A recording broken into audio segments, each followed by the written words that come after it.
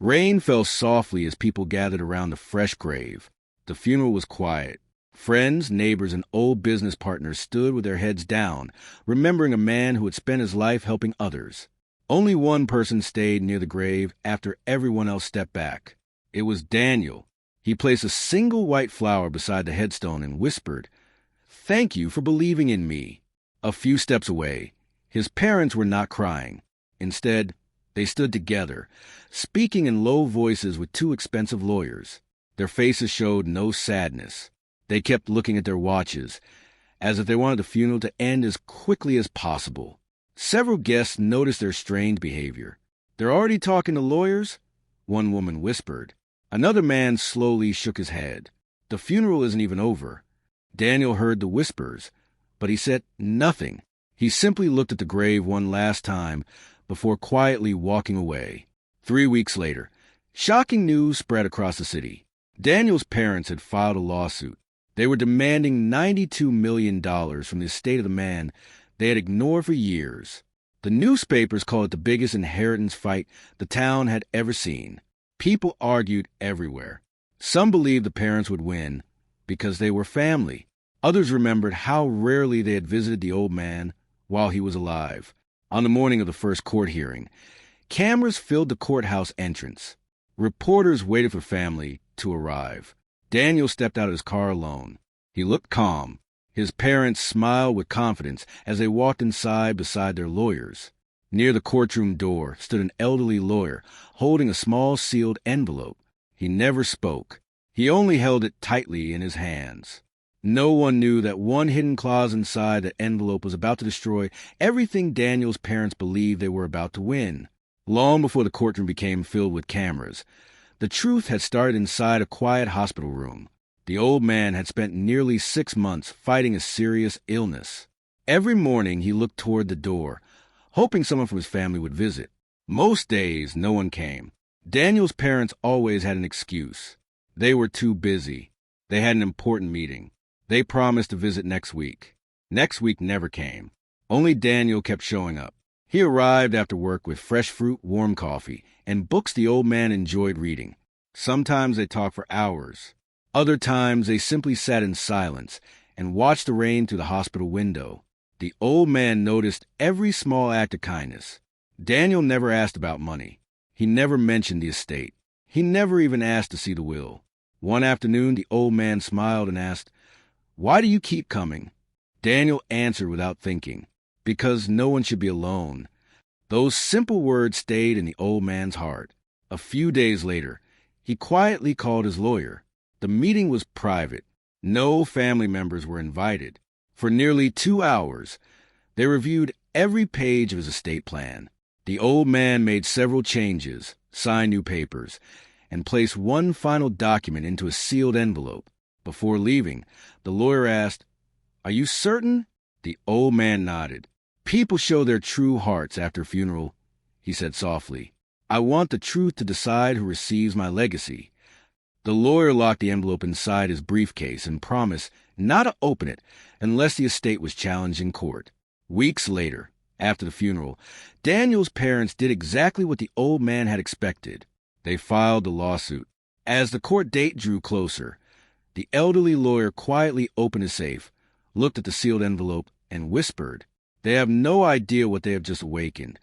The courthouse was more crowded than anyone expected. News reporters stood outside from early morning. Cameras pointed at the entrance. People wanted to see the family fighting over a $92 million estate. Daniel arrived first. He wore a simple black suit and carried only a small folder. He did not speak to reporters. He quietly walked into the building with his head held high. A few minutes later, his parents arrived. They smiled for the cameras as if they had already won. Their lawyers confidently told reporters, "Our clients are only asking for what legally belongs to them." Inside the courtroom, every seat was filled. The judge entered, and the room became silent. Daniel's parents claimed they had been unfairly left out of the estate. They insisted the old man had been influenced during his final months and demanded that the court cancel the will. Their lead lawyer spoke for almost an hour. He showed family photographs. He talked about blood relationships. He repeated one sentence again And again, family comes first. Daniel never interrupted. He simply listened. When the judge finally asked if anyone wished to respond, every eye turned toward the elderly lawyer. Slowly he stood. His hands were steady. Without saying a single word, he placed a small sealed envelope on the judge's desk. The courtroom became completely silent. Even the reporters stopped writing. Daniel's parents looked at each other with confused smiles. Their lawyer laughed quietly.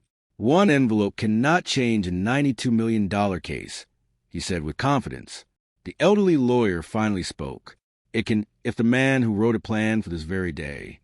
A wave of whispers spread across the courtroom. The judge carefully examined the old wax seal. It had never been broken. He reached for the letter opener and looked around the room. "Once I open this," the judge said calmly, "there will be no turning back." Everyone held their breath as the blade touched the edge of the envelope. The courtroom was so quiet that everyone could hear the paper unfold. The judge carefully removed a single document from the sealed envelope. At the bottom was the old man's signature, along with the signatures of 2 witnesses and a legal stamp. The judge looked at the date. It had been signed almost 2 years before the funeral. Daniel's parents smiled with relief. They believed the letter would support their case. Instead, the judge began reading. "This document is part of my final estate plan. It will only be opened if someone challenges my will for personal gain." The smile slowly disappeared.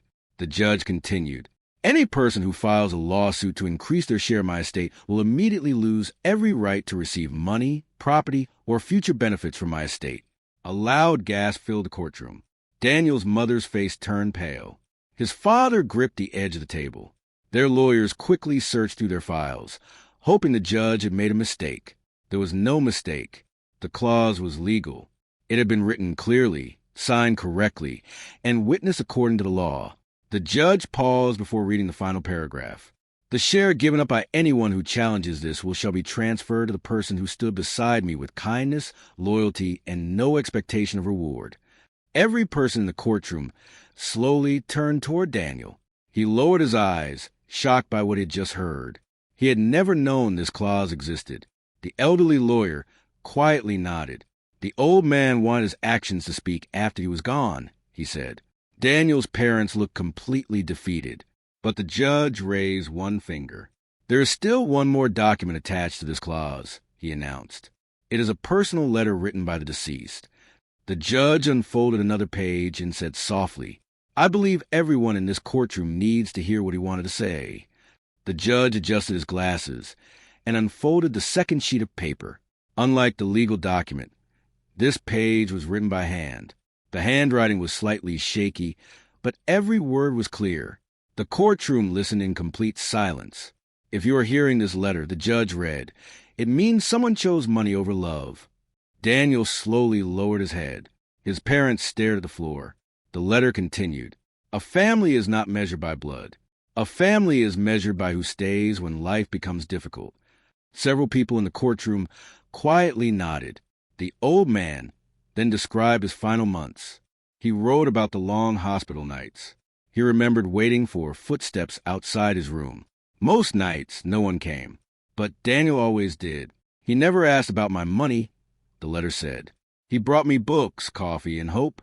Sometimes he said nothing at all. He simply sat beside me, so I would not feel alone." Daniel closed his eyes as memories rushed back. The old man had remembered every visit. Then the judge read the final part of the letter. "To those who only remember me after my death, I leave no anger. Greed is already its own punishment. My greatest wish is that one day you understand what you truly lost." The room became silent again. Even one of the reporters quietly wiped away a tear. Daniel's parents looked broken. For the first time since the funeral, neither of them spoke. They realized the old man had seen through their actions long before he passed away. Just as the judge prepared to end the hearing, the elderly lawyer stood once more. "Your Honor," he said calmly, "there's one final item listed in this state." The judge looked at the file with surprise. "A private safety deposit box," he said. "It was ordered to be opened only after this case was decided." Everyone in the courtroom wondered what could still be waiting inside. 2 days later, Everyone gathered once again. This time, they were not inside a courtroom. They stood inside a quiet bank where the old man's private safety deposit box was about to be opened. The bank manager unlocked the box and carefully placed its contents on the table. Inside was no stack of cash. There were no diamonds. Instead, there was a small wooden box, several old photographs, and one final letter. The elderly lawyer handed the letter to Daniel. His hands trembled as he opened it. "Daniel," it began, "if you are reading this, the truth is already won." Tears filled Daniel's eyes. The letter continued, "Money can build houses, but it cannot build a family. You gave me something far more valuable than my fortune. You gave me your time when I had none left." Inside the wooden box was an old wristwatch. Daniel recognized it immediately. It was a watch the old man had worn every day for more than 40 years. Under the watch was a short note. "This was always worth more to me than the $92 million because it reminds me that every minute spent with someone you love is priceless." Daniel quietly smiled through his tears. Outside the bank, reporters were waiting. They expected a celebration. Instead, Daniel simply thanked the lawyer and walked away without saying a single word. Months later, people learned what he had done. He created scholarships for students who had lost their parents. He donated money to the hospital that had cared for the old man. He also opened a small charity to help lonely senior citizens receive regular visits and support. Meanwhile, his parents received nothing. Their lawsuit became a warning throughout the town. People no longer remember them as wealthy or successful.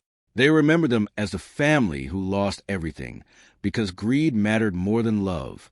The old man's hidden clause had protected more than his estate. It had protected his legacy and revealed who truly deserved to carry it forward.